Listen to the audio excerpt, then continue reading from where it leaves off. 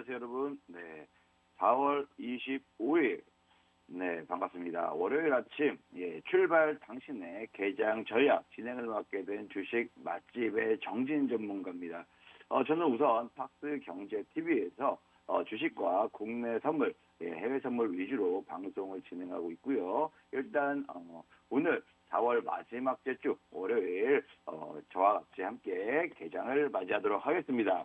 여러분도 저와 같이 오늘 방송을 보시고 저와 같이 주식 투자 어떻게 해야 되는지 함께 참여하시고 주식으로 성공 투자하고 싶으신 분들은 지금 화면 하단에 보시면 QR코드가 보이실 겁니다.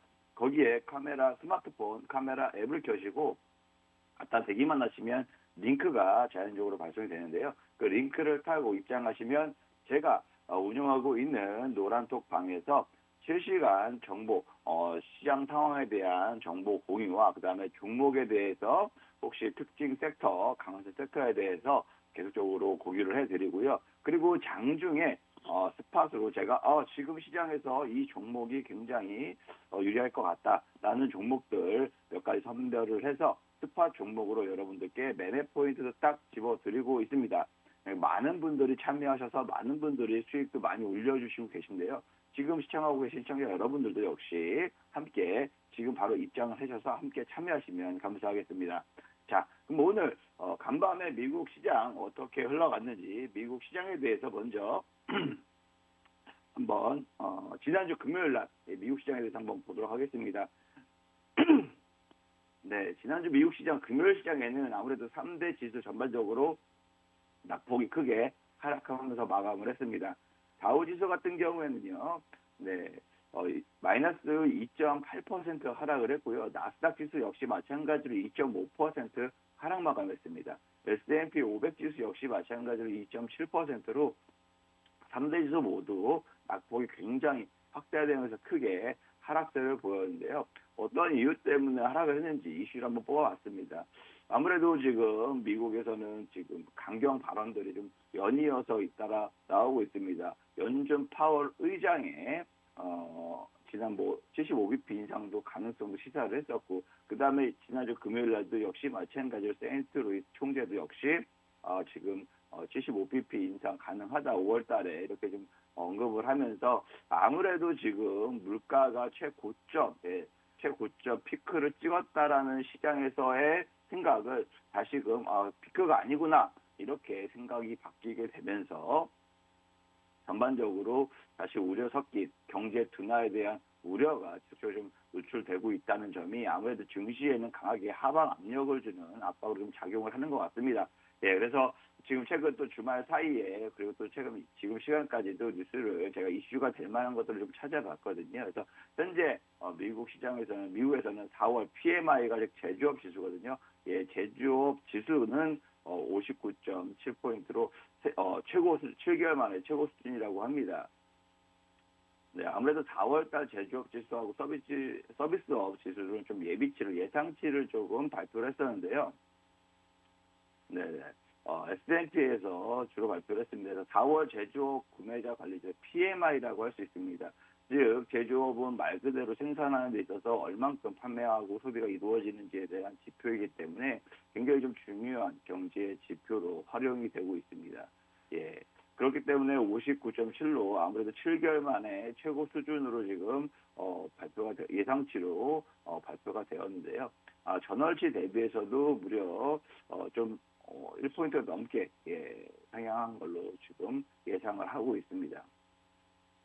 반면에 서비스는 반대로 조금 낮은 수치를 좀 나타내고 있는데요. 아무래도 지금 팬데믹 방역 지침 큰 폭 완화가 됐습니다. 그리고 또 중국이 아무래도 계속적으로 지금 감정적으로 거의 2주 넘게 봉쇄령에 인해서 전 세계의 부품의 공급망에 대한 우려가 지속되고 있는 상황인데요. 여기에 맞춰서 지금 물가 상승 압력이 계속적으로 좀 높아지고 있는 건 사실입니다. 거기에 대비해서 아무래도 좀 이런 PMI 기대치가 좀 높게 형성이 되었다는 게 아무래도 좀 그나마 불행 중 다행이라고 볼 수가 있는 부분이고요.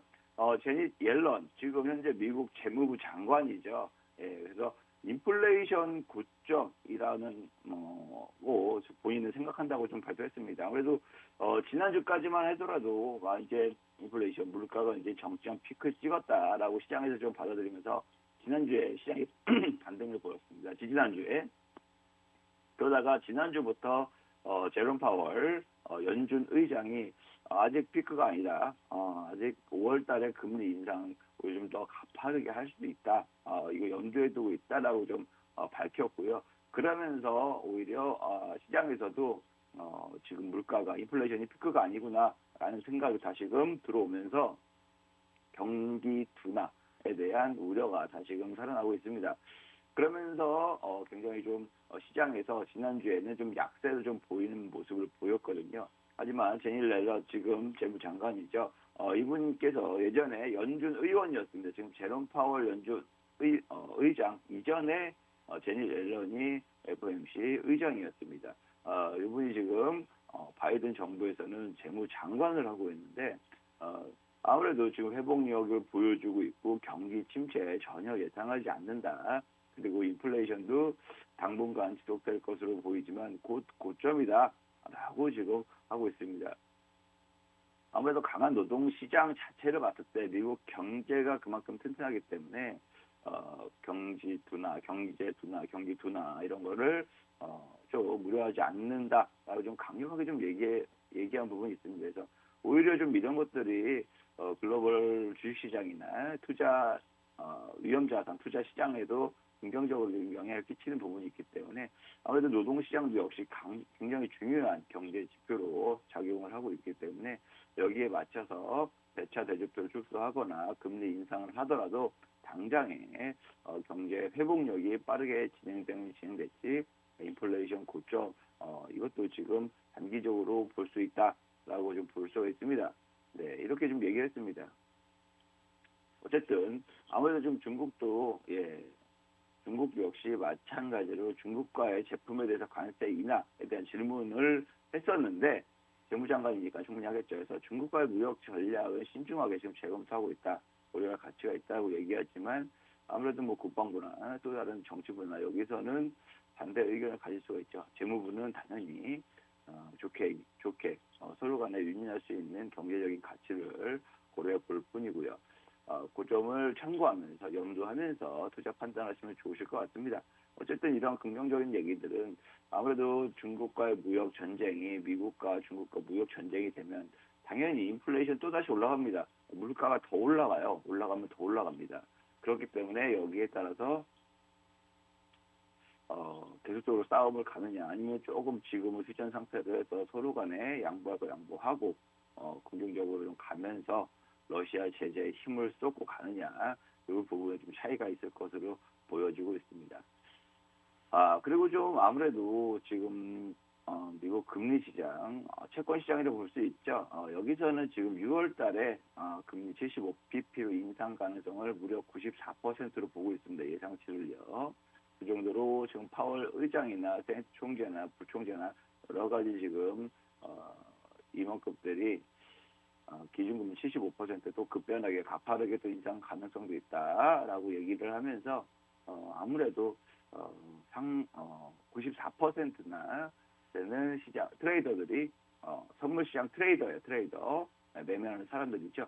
여기 사람들은 94% 이상 75bp를 인상할 것으로 추측 예상을 하고 있다라고 볼 수가 있습니다. 이런 얘기입니다. 네, 근데 하지만 지난번에도 역시 마찬가지로 굉장히 연준도 FOMC 역시 마찬가지로 신중하게 지금 금리를 인상할 수밖에 없어요. 금리를 빠르게 인상할수록 물가도 분명히 잡을 수 있다는 경제 지침을 할 수 있지만 단기간에 급하게 올려버리면 오히려 좀 더 타격이 굉장히 커지게 됩니다. 제가 예전에 매번 말씀드렸지만 이 채찍 효과 있죠. 미국은 세계 경제 1위의 대국이기 때문에 자기가 조금만 움직여도 여기서는 크게 커버할 수 있는 커버리지가 되지만 실질적으로 개발도상국이나 경제 자체가 좀 작은 나라들 같은 경우에는 굉장히 이 파동이 엄청나게 크게 칩니다. 예.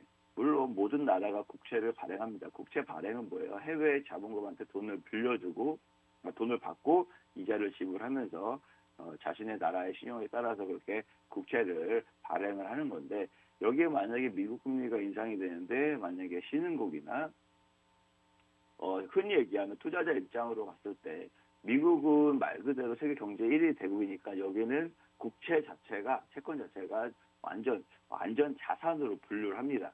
투자자 입장에서는 여기가 망하면 전 세계가 망하는 거예요. 그래서 여기는 채무 불이행, 즉 돈을 안 주거나 이자를 안 줄 가능성이 거의 없다. 그러니까 안전 자산이다라고 분류를 합니다. 미국 채권 시장에서 채권은요. 하지만 경제가 점점 작아진 나라 있죠. 우리나라도 10위권의 경제 대국이지만 미국보다는 작지 않습니까?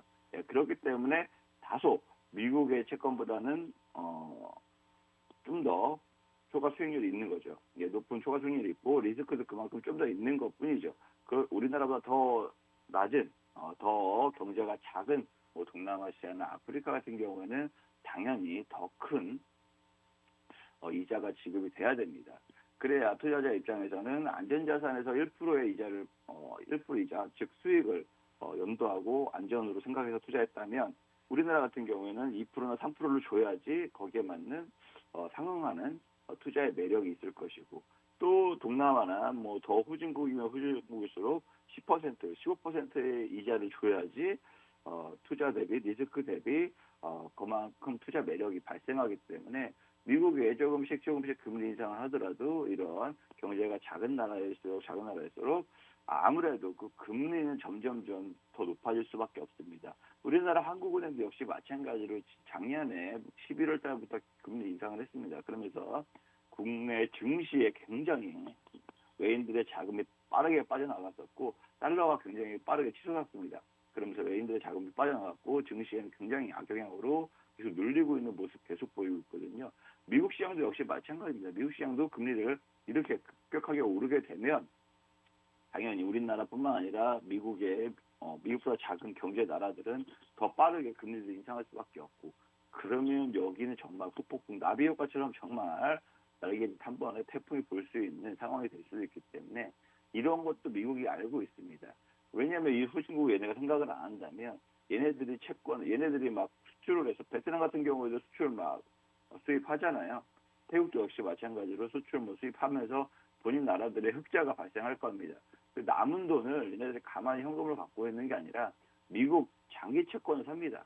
이런 동남아 국가들이나 우리나라도 역시 마찬가지고 이런 나라들이 미국의 장기 채권을 삽니다.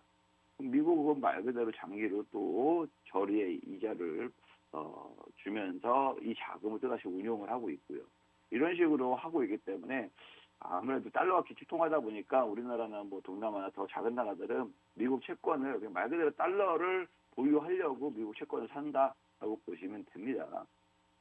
이렇게 돈이 순환이 되게끔 구조가 돼야 되는데 만약 미국이 급격하게 금리를 올리다 보면 여기는 완전히 그냥 파동을 쳐서 경제가 휘청휘청할 수밖에 없어요.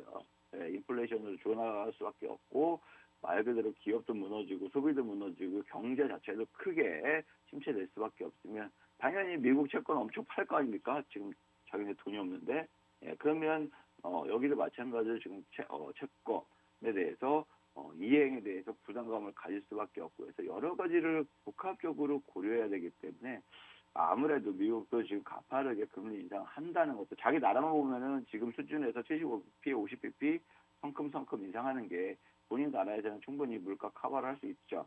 하지만 얘네가 지금 후진국이나 다른 나라들까지 좀 고려를 아예 안 할 수는 없는 상황이기 때문에 그렇게 급격하게 인상은 쉽지 않다. 하지만 정말 지금 러시아 우크라이나 전쟁이 계속되고 지속되고 있기 때문에 그러한 부분이 물가가 굉장히 치솟는 역할을 할 수 있고 그러한 물가 치솟는 거에 대해서 경기 침체가 이어지기 때문에 거기에 장단에 맞춰서 금리를 인상할 수밖에 없는데 급진적으로 하기에는 부담스럽다.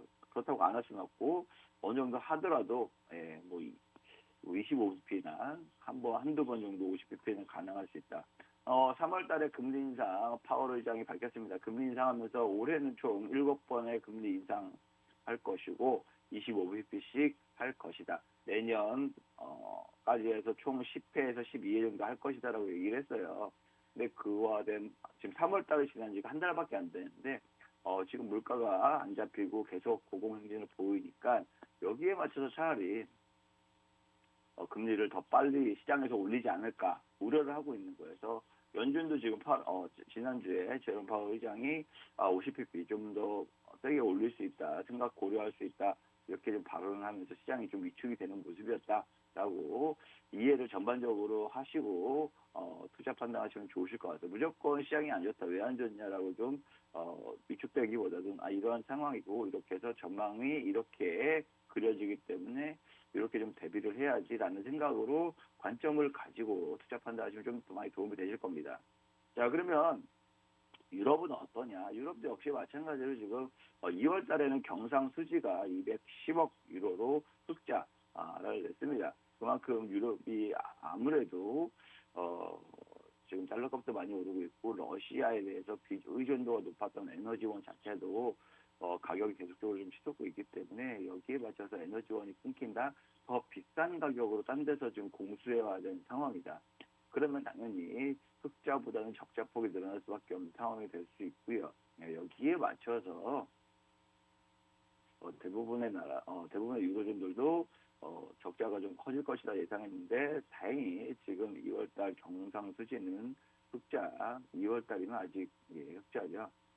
3월, 4월달이 좀 문제인데 4월달에 제주업 PMI 지수 보면 55.3, 예상치가 54.9입니다. 서비스업 PMI가 57.7. 이렇게 보면은 성장 가속, 서비스업에 힘입어 성장 가속. 지금 유럽 같은 경우는 우리나라도 이제 풀렸죠, 코로나가. 그러면서 해외여행이 가능해졌습니다. 이런 해외여행이 가능해지다 보면 당연히 유럽 같은 경우에는 서비스업이 비중이 높기 때문에 서비스업으로 인해서 경제가 다시금 가속화될 수 있고요. 거기에 맞는 구매적 관리 PMI나 개선이 될 수가 있다라고 볼 수가 있습니다. 실질적으로 이러한 것들이 있기 때문에 아무래도 유럽도 지금 에너지원에 따라서 우려가 크게 작용을 하고 있지만 여행, 이러한 리오프닝과 관련돼서는 유럽은 강점을 갖고 있기 때문에 어느 정도 여기서 다시 그런 손실분을 많이 하거나 아니면 이 시장이 다시 확대되면서 무역 흑자 정도로 다시 진행하지 않을까라고 예상치나 기대치가 이렇게 반영되고 있다라고 보시면 됩니다. 자, 우리나라는 보겠습니다. 우리나라 한국은행, 우크라이나가 당장 전쟁이 멈추더라도 원자재 가격은 상당 기간 지속될 수 있다라고 지금 전망을 하고 있습니다. 그리고 중국 경제 성장률도 4% 중반으로 지금 낮춰서 원래 6%였거든요. 4% 중반으로 낮춰서 예상을 하고 있기 때문에 우리나라 한국은행은 말 그대로 경제 전망치를 많이 보고서 통화 정책을 하는 기관입니다. 거기에 맞춰서 국제 원자력 가격 회복 과정에서 수급 불균형이 일어났는데 거기에다가 우크라이나 전쟁이 이루어지면서 지금 굉장히 크게 올랐고요. 두바이도 100달러가 계속 3월달에 시작되고 있고, 그리고 서방국의 러시아 제재 이게 좀 계속적으로 이루어지기 때문에 글로벌 에너지 가격은 계속 높아질 수밖에 없다. 이러면 에너지 가격이 높아지면 모든 생산하는 제품들 물가들도 금액이 올라갈 수밖에 없고 이러한 연쇄작용들 때문에 원자재 가격이 상당 기간 지속될 것이다라고 지금 한국은행에서는 내다보고 있습니다. 특히나 석탄 가격 난리라고 하는데 석탄이 지금 가장 큰 상승세에 대비해서 천연가스 석탄이 그렇게 좀 우리나라에도 영향을 미치고 있다라고 보시면 됩니다. 특히나 또 최근 들어서 곡물 지수가 난리 났었잖아요. 그만큼 곡물 가격도 식량난도 대비를 해야 된다라고 좀 볼 수가 있습니다. 경기 회복, 탄소 중립 강화, 수급 불균형 이런 것들 단기간에 해소하기는 어렵다. 이렇게 좀 바라보고 있는 상황입니다. 아무래도 이번에 경제 보고서를 발표했는데 제로 코로나 정책, 중국의 경쟁이 굉장히 고중 위험 지역의 경제 비중이 아무래도 중국 전체 20%를 수령하기 때문에 여기에 봉쇄가 즉 중국의 경제 성장률을 4%로 낮춰놓는 계기가 될 것이고요. 여기에 맞춰서 중국 상황이 안 좋으면 우리나라 역시 중국의 수출 비중이 거의 40% 가까이 되기 때문에 우리나라도 타격을 받을 수밖에 없습니다. 중국 경제에 대해서 세심하게 좀 내다보고 있는 게 사실이고요. 여기에 맞춰서 우리나라도 수출하는 기업들도 매출이 좀 줄어들 수 있다는 부분도 감안을 해서 경제 전망을 이어간다라고 좀 볼 수 있습니다. 네, 이렇게 지금 현재 이렇게 글로벌 시황에 대해서 제가 이렇게 좀 말씀을 드렸고 글로벌 이슈 및 시황에 대해서 말씀을 드렸고요. 잠시 쉬었다가 이제 국내 기업 혹은 현재 국내 섹터나 특징적인 이슈들 한번 모아서 다시금 말씀을 드리도록 하겠습니다. 잠시 후에 뵐게요.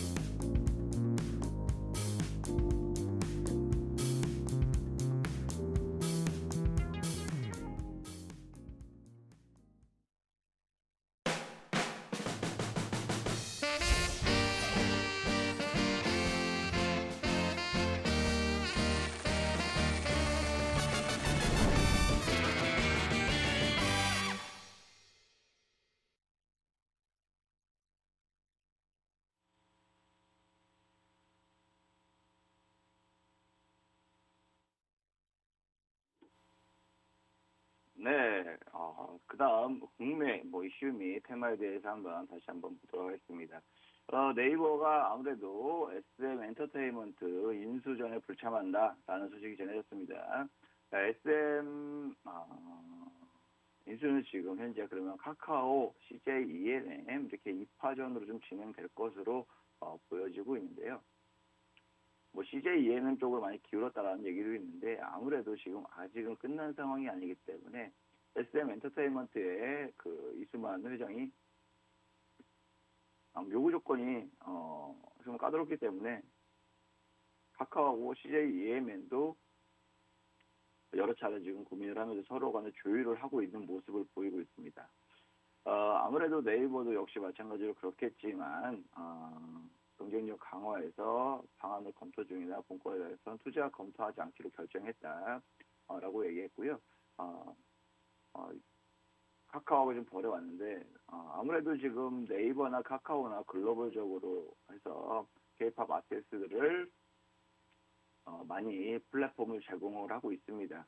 동영상 콘텐츠도 제공을 하고 있고요. 유튜브에 대적해서 여러 가지 콘텐츠를 제공하고 있는데 이런 것들을 하려면 당연히 지식기반 IP를 가지고 있는 게 아무래도 유리한 부분이 있습니다. 또한 웹툰, 웹소설 이런 것들도 지금 많이 하고 있기 때문에 다수의 아티스트를 보유한 SM 지분 인수가 효과를 볼 거라고 했는데 아무래도 네이버는 손을 뺐고 오히려 차라리 하이브의 위버스 동영상 콘텐츠 스트리밍 서비스 이런 것들을 인해서 하이브로 의외로 오히려 SM 엔터테인먼트 아티스트 포섭을 할 전략을 취하고 있다라고 볼 수 있습니다. 카카오 역시 마찬가지로 카카오 엔터테인먼트 산하의 라인업 강화 그리고 온라인 동영상 서비스 강화에 좀 도움이 될 것으로 보고 있고요. CJ ENM이 말 그대로 OTT 혹은 컨텐츠 연예계의 가장 큰 손이라고 하면 거기에 맞춰서 이런 라인업들을 형성을 해서 글로벌 동남아 시장이나 글로벌 시장에서 엠넷이나 이런 것도 많이 있지 않습니까? 거기서 사업의 시너지를 가질 수 있기 때문에 CJ ENM하고 지금 카카오가 2파전으로 진행될 것으로 보여지고 있습니다. 근데 그 이상의 얘기는 네이버가 손을 뗐다. 예, 오히려 좀 뭐 지난번에 때 인수에 관련된 내용보다는 좀 안 좋은 소식이라고 볼 수 있죠. 3파점 경쟁자가 많으면 많을수록 몸값이 올라가게 되어 있는데 경쟁자가 한 명 나왔으면 그만큼 주가에는 좋지 않은 영향이 미친다라고 볼 수 있고요. 그리고 시스템 반도체가 월 사상 최대로 수출을 했다. 5조. 반도체, 시스템 반도체가 뭐예요? 비메모리 반도체입니다. 비메모리 반도체. 우리나라 그동안 세계 1위의 삼성전자, 2위가 하이닉스가 뭐예요? 바로 메모리 반도체였습니다.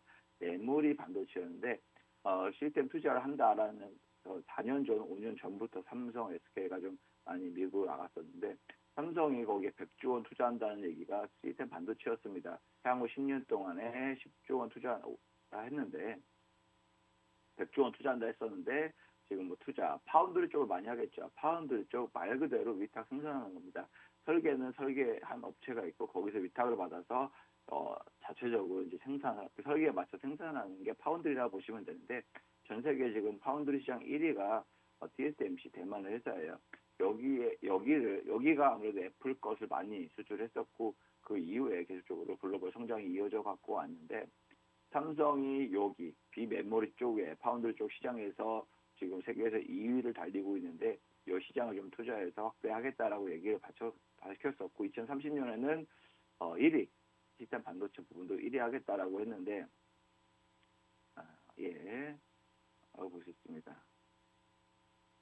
아무래도 지금 뭐 글로벌적으로 봤을 때 반도체도 많이 들어가고 이제 자동차도 전기차로 대체가 됐고 또 자율주행차 시대가 성큼 다가오면서 단순히 메모리 반도체 단가가 일단 낮잖아요. 메모리 반도체로만 하기보다는 오히려 지금 비메모리 쪽, 파운드리 쪽, 시스템 설계 반도체 쪽으로 시장이 훨씬 더 커진다는 것을 알고 있기 때문에 삼성도 지금 10년을 내다보고 투자한다라고 좀 볼 수가 있고요. 매년 지금 월간으로서 53% 계속적으로 좀 늘어나고 있는 상황이다라고 보시면 됩니다. 파운드리 수주가 늘어나면 늘어날수록 거기에 맞춰서 지금 업체가 늘어날 수밖에 없고요. 우리나라 삼성전자, DB하이텍 8인치짜리 있죠. 대표적인 파운드리 업체다라고 보시면 되는데 세계 점유율 2위가 삼성전자고요. TSMC가 50%가 넘습니다. 옛날을 지금 따라잡으려고 하고 있는데 아직 뭐 갈 길이 멀죠. 애플의 입장에서는 애플이 얘네가 최대 고객인데 애플의 입장에서는 당연히 삼성전자가 삼성 갤럭시 폰이 있잖아요. 시장에서 싸우고 있는 스마트폰이 있기 때문에 얘네한테 위탁을 주지는 않을 겁니다. 하지만 지금 뭐 테슬라도 있고 전기차도 있고 여러 가지 지금 자율주행차에 들어가는 시스템 반도체 여러 가지 지금 복잡한 반도체들이 점점점 많아지고 증가할 것인데 그러한 고도의 기술을 갖고 있으면 갖고 있을수록 이러한 위탁 생산 업체에다 맡기겠죠. 그렇기 때문에 그것을 목표로 삼성전자가 뛰어들고 있고 자율주행차 시장도 지금 뛰어들고 있고 자율주행 반도체도 뭐 지난번에 개발했다는 소식이 있는데 그러한 여러 가지 상황들이 나쁜 것으로 인해서 점점점 시장을 키울 것이다라고 보고 있습니다. 그러한 투자에 대한 지금 가시적인 성과가 최근 5조 나왔다. 역대 최대치다라고 나오면서 거기에 맞춰서 지금 이러한 뉴스들 이렇게 좀 보시면 됩니다. 네. 여기서 마찬가지로 삼성전자가 시스템 반도체까지 시장을 좀 점유하게 되면 그만큼 기업 가치는 더 증가할 수밖에 없고 우리나라 기업들도 역시 마찬가지로 같이 성장할 수밖에 없습니다. 반도체 장비 업체들, 소재 업체들도 삼성전자에 납부한 업체들 굉장히 많지 않겠습니까? 그런 업체들도 당연히 성장할 수밖에 없고 삼성전자가 투자하면 투자할수록 투자에 대한 수혜도 그런 업체들이 얻을 수밖에 없기 때문에 국내 증시에는 긍정적으로 작용할 수밖에 없다. 그리고 아모텍이라는 회사가 있는데 여기에 마찬가지로 지금 MLCC를 개발하고 제품을 생산했는데 북미 글로벌 전기차에 공급을 했다는 소식입니다. 아무래도 지금 자율주행차 얘기도 나오고 있고요. 시스템 반도체 얘기도 나오고 있고요. 다시금 MLCC에 대한 얘기도 나오고 있습니다. 지난 한 달 동안 2차 전지 시장 전반적으로 반등세가 이어졌습니다. 2차 전지 내에서도 MLCC가 있는데 부품이 있는데 2차전지 내에서도 MLCC라는 부품이 있는데 저항과 아무래도 전력을 소비하는 데 있어서 핵심적인 부품이다 보니까 거기에 맞춰서 효율적으로 전력을 사용할 수 있는 핵심적인 부품이다 보니까 네, 이런 부분들 그래도 계속적으로 사용될 수 있다라고 보시면 되고 북미 글로벌 전기차 즉 어느 업체인지는 얘기하지 않았지만 뭐 GM이나 포드나 테슬라나 어느 업체든 테슬라 가능성이 큽니다. 아모텍이 테슬라하고 거래했던 테슬라 관련주였었거든요 예전에. 예, 그렇기 때문에 가능성이 있고요. 또 애플에도 공급을 하고 있기 때문에 여기에 마찬가지로 충분히 글로벌 시장에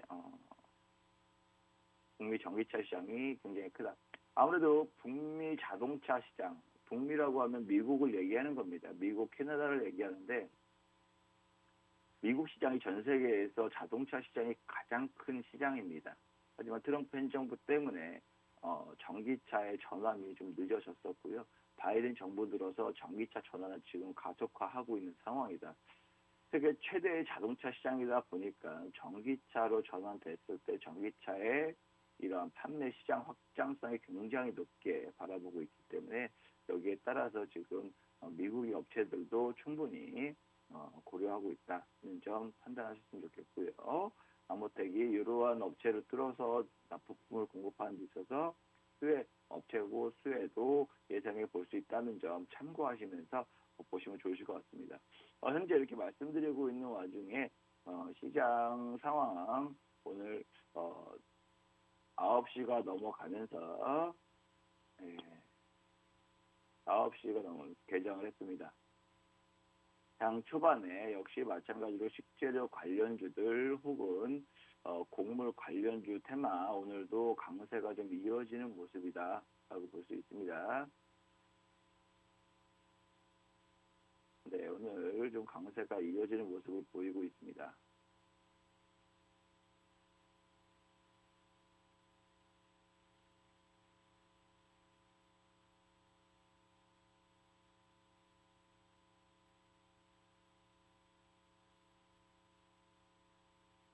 네, 오늘도 식자재 관련주들, 뭐 신송홀딩스, 템표 이러한 식자재 관련주들이 오늘 장 초반에 굉장히 급등세를 나타내고 있는데요.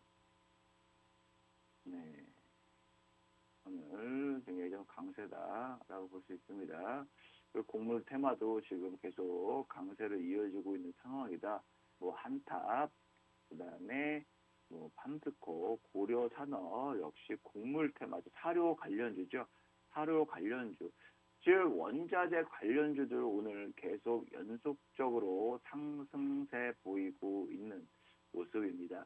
지금 식자재 곡물, 식자재 가격이 오른다는 것은 식품 관련주들이 오른다는 것은 말 그대로 인플레이션, 물가가 오른다는 거로 지금 해석을 할 수밖에 없고요. 거기에 물가가 계속적으로 올라갈 것으로 지금 예상되기 때문에 이런 투자자들이 식품 회사에 대한 주가를 지금 매수세가 몰렸다라고 보시면 되고요. 이러한 매수세가 몰리면 당연히 주가가 급등하게 되는 것이고 이러한 기업들, 식품 기업들의 주가는 단기간에 지금 이슈로 테마성으로 강한 상승세를 나타내고 있는 모습인 겁니다.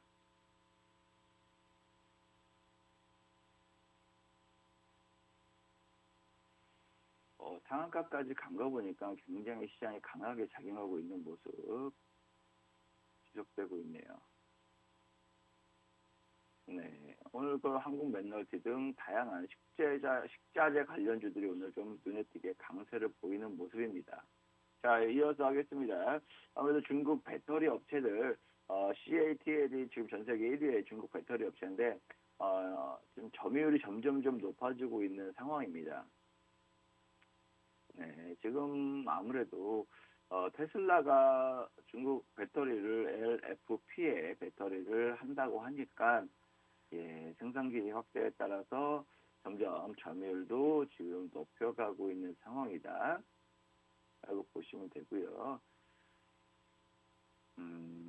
단가가 저렴하기 때문에 중국은 경쟁력이 있는 상황입니다. 네. BYD도 중국 업체인데 역시 마찬가지로 3위 업체거든요. 전 세계에서 3위인데, 네. 3위인데 지금 에너지 솔루션 바짝 지금 쫓아오고 있는 상황입니다.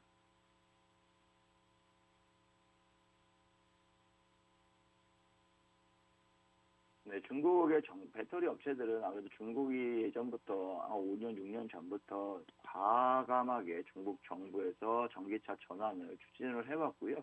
그렇게 추진을 하면서 중국의 배터리 업체, 자동차 완성차 업체들이 줄곧 있어 왔습니다. 줄곧 수혜를 받아왔었고요. 국내 배터리 업체들은 오히려 중국 시장에서 아무것도 할 수가 없었어요. 예, 한국산 배터리 탑재한 글로벌 차들은 오히려 정부 지원금을 받을 수 없었기 때문에 네, 그동안에 중국 시장에서는 국내산 배터리 업체들이 부진을 얻을 수밖에 없었고 오히려 반대로 글로벌 완성차 업체들 중국 시장에 진출하려면 중국의 배터리 업체들하고만 배터리를 탑재해야지만 보조금을 지급받았기 때문에 네, 글로벌 완성차 업체들이 중국 시장에서 말 그대로 CATL이나 비아디나 여기 업체들하고 배터리를 탑재하면서 굉장히 시장을 빠르게 확장해 나갔고요. 그로 인해서 이런 CATL이나 비아디가 시장에서 전 세계 시장에서 배터리 판매에 1위, 3위 이렇게 올라갈 수 있었습니다. 그렇다고 해서 LG 에너지 솔루션, 그다음에 삼성 등 중국 시장을 포기하고 글로벌 시장, 유럽 시장, 미국 시장을 중추적으로 동남아 시장까지 진출을 빠르게 확대하면서 공장도 많이 설립했었고요.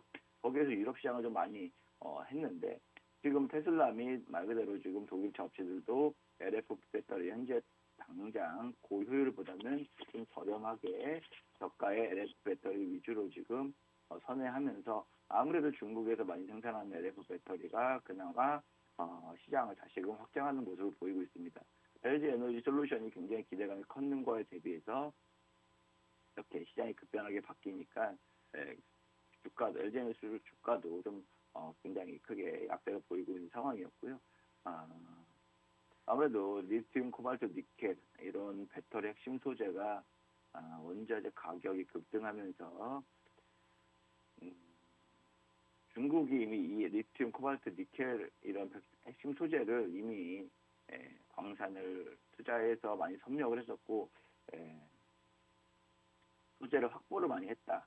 그렇기 때문에 이런 가격들이 급등하면 급등할수록 중국 업체들은 경쟁력에서 유리해지는 부분이 없지 않아 있고요. 예.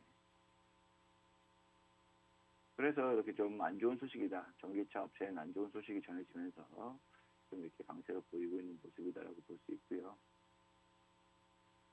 자율주행차, 자율주행차 상용화, 우리나라 빨리 규제 개선해야 된다라고 지금 나오고 있습니다. 자율주행차 상용화에 대해서 한국도 규제를 빨리 해야 된다. 한국경제연구원에서 아무래도 미국, 독일, 일본 등 주요국 중심으로 자율주행차가 지금 시장이 빠르게 지금 바뀌어가고 있는데 우리나라도 빨리 규제를 완화하고 여기에 맞춰서 해야 된다. 지금 이러한 얘기를 내놓고 있습니다. 자율주행차 시장이 확대되면 확대될수록 이런 규제가 풀리면 풀릴수록 시장의 보급 속도나 확산 속도가 더 빠르게 이루어질 수밖에 없고요. 여기에 맞춰서 지금 뭐 국내 반도체나 자동차 업체들 또 소프트웨어 자율주행 업체들 또 로봇과 관련된 업체들도 충분히 여기에 맞춰서 산업이 성장함에 따라서 동시에 수혜를 볼 수 있는 산업분이기 때문에 이러한 뉴스들 잘 챙겨보시면서 이러한 뉴스로 인해서 어떤 업체들이 수혜를 보고 어떤 업체들이 긍정적인 평가를 받을지를 판단하시면 좋으실 것 같습니다. 네, 그리고 말 그대로 LG, 롯데, 삼성, 폭스바겐 요 장비 공급하는 업체가 있다. 바로 하이 비전 시스템이라는 업체인데 언론 뉴스 소식이니까요. 제가 지금 이 종목을 추천하거나 하는 게 아니라는 점 참고해 주셨으면 좋겠습니다. 뭐 LG, 롯데나 대기업에 공급한다. 지금 뭐 우리나라 종목에 관련된 이슈, 섹터, 산업에 관련된 이러한 이슈들을 지금 소개시켜드리는 시간이니까 여기에 관련된 지금 종목도 이슈가 좀 돼서 말씀을 드린 거고요. 그리고 지금 가장 지금 OTT 콘텐츠 산업 자체가 지금 크게 위축이 되고 있습니다. 왜냐? 넷플릭스가 구독자가 감소하니까 그에 따른 여파로 넷플릭스가 막 마이너스 30% 하락하고 이랬었거든요. 구독자가 처음으로 감소해서. 물론 러시아 제재로 러시아에서 넷플릭스가 딱 끊어버리니까 구독자가 확 줄어버릴 수가 있는데, 그거 대비해서 성장성도 지금 떨어지고 있는 게 사실이다라면서 시장에서는 굉장히 11년 만에 11년 만에 감소세로 돌아섰다는 게 큰 타격이다. 넷플릭스에서는 우크라이나에서 러시아 사업 중단이 이 이유다라고 밝혔는데, 약세는 좀 지속되고 있는 상황입니다. 여기에 맞춰서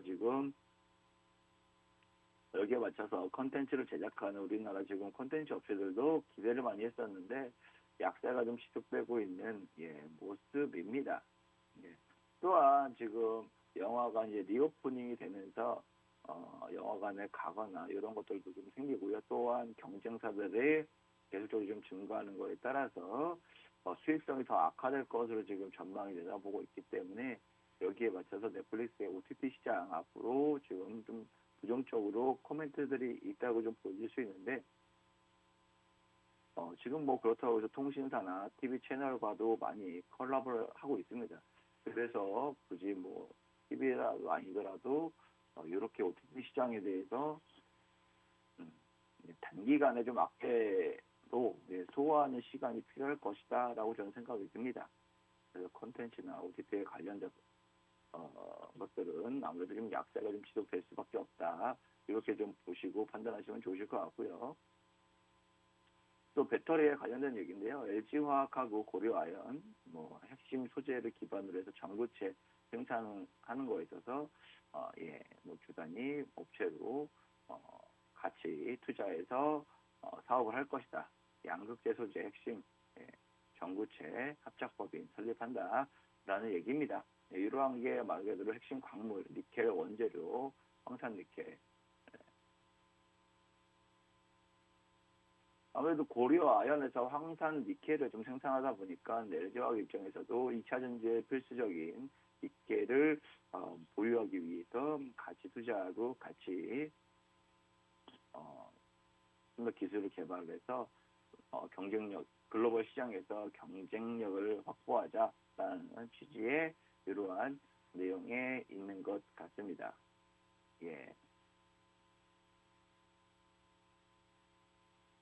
아무래도 고려아연은 캠코로부터 황산 니켈을 공급받고 있고요. 온산 제련소에서 운영을 하고 있고요. LG화학도 10%의 지분을 갖고 있고요. 코리아 니켈에서 광물 상태를 캠코가 가공을 해서 아연 납 생산량 기준 세계 1위 제련업체 고려아연. 이런 거이기 때문에 아무래도 투자가 같이 진행되는 부분이 있다라고 보시면 될 것 같고요. 투자가 당장에 기업의 실적으로 이반되지 않는다는 점도 참고하시면서 이러한 관련된 시장에 대해서 긍정적으로 바라보면서 투자 관점을 살리시면 좋으실 것 같습니다. 아까 말씀드렸다시피 지금 장 초반에 다시 곡물 관련주 혹은 식자재 관련주들이 지금 시장에서 굉장히 강한 상승세에 나타내고 있고요. 그 외에 기타 이외에 다른 섹터들의 종목들은 전부 약세 흐름이 보이고 있다. 시장 자체가 오늘 미국 시장 영향으로 인해서 출발 자체가 이미 거의 1% 넘게 개파락으로 출발했습니다. 코스피 지수는 마이너스 1% 넘게 출발을 보여서요. 지금 2,676포인트로 출발을 보였고요. 코스닥 지수 같은 경우에는 1.4% 넘게 갭 하락으로 출발했습니다. 909.53포인트로 시작을 해서 추가적으로 마이너스 1.7%까지 하락했지만 지금 다시금 반등세 보이고 있는데, 그렇다고 해서 강하게 반발해서 유입되는 부분은 아니고 시장 전반적으로 약세가 좀 이어지는 모습이고 상황이다라고 볼 수가 있습니다. 그 와중에 원재료, 원자재 관련주 중에서도 곡물 산업, 그다음에 곡물 테마라 그다음에 그 중에서도 사료 테마 이쪽 부분 굉장히 강한 수급들이 몰리면서 시장을 주도하고 있는 모습이고요. 식자재 관련주들 신송식품이나 신송홀딩스나 보라티엘이나 템프나 이렇게 식자재 원자재를 좀 판매하는 회사들 이런 회사들이 지금 주가가 수급이 집중되면서 강한 상승세를 나타내고 있는 모습입니다. 이 회사 이외에는 대부분의 섹터와 종목들은 하락세를 보이면서 약세 시장이 이어져 오고 있는데요. 제가 아무래도 지난 시간에 우리 참여자 노란톡방 있죠. 지금 화면 하단에 보시면 QR코드가 있으실 겁니다. 그 QR코드에 스마트폰 카메라 앱을 켜시고 링크가 발송되는데 그 링크 타고 들어오시면 제가 노란톡방 장중에 실시간으로 주식시장에 대해서 시장 브리핑, 그 다음에 실시간 현재 지금 어떠한 테마가 어떠한 종목들이 강세를 보이고 있기 때문에 이러한 흐름에서 이러한 종목들이 강한 상승을 나타낸다라는 이러한 정보도 공유해드리고 있고요. 중간중간에 종목 스팟 종목 등을 매매 포인트를 짚어드리고 있습니다. 그렇게 매매 포인트를 짚어드리는 종목 중에서 지난 시간에 고려산업이라는 종목을 제가 지난주 화요일 날 이렇게 좀 딱 짚어드렸는데 그 지난주 화요일 날 짚어드렸는데 어저께 금요일 날 상한가 갔고요. 오늘도 지금 역시 상한가 이루어지고 있습니다. 이렇게 좀 굉장히 급등세를 나타내고 있는 모습 보여지고 있다라고 볼 수 있습니다. 아무래도 좀 이러한 지금 시장 상황에서 공략할 수 있는 종목들도 딱딱 찍어드리고 있으니까요. 지금 방송을 시청하고 계신 시청자 여러분들 지금 딱 방송을 하는 시간에만 입장을 하실 수가 있습니다. 지금 9시 20분 지나고 이제 방송이 종료가 되면 입장을 하실 수 없다는 점 참고해 주시고 지금 바로 이 기회 놓치지 마시고 입장해 주셨으면 좋겠습니다. 네, 오늘 4월 25일 마지막 주인데 아무래도 미국에서 연준 위원들이 강경 발언을 벌이는 바람에 금리가 가속화되면서 인상이 될 것으로 시장에서 우려 섞인 전망치가 나오면서 주식시장은 약세로 지금 전환되고 있는 모습입니다. 하지만 이러한 약세들도 어느 정도 매물들을 소화하고는 다시금 반등세를 이어갈 수 있는데 이번 주 월화수 정도는 좀 약세가 이러한 시장이 연속될 수 있지만 계속적이지는 않을 것으로 보여지고 있기 때문에 너무 걱정하지 마시고 이러한 우려되는 시장에서 어떻게 대처해야 되고 어떻게 준비해야 되는지 알고 싶으신 분은 지금 하단에 보이시는 QR코드로 바로 입장을 해주시면 제가 장중에 다양한 전략 등을 말씀드리도록 하겠습니다. 네, 4월 25일 월요일 방송 지금까지 주식 맛집의 정진 전문가였고요. 다음 주에도 다시 인사드리도록 하겠습니다. 감사합니다.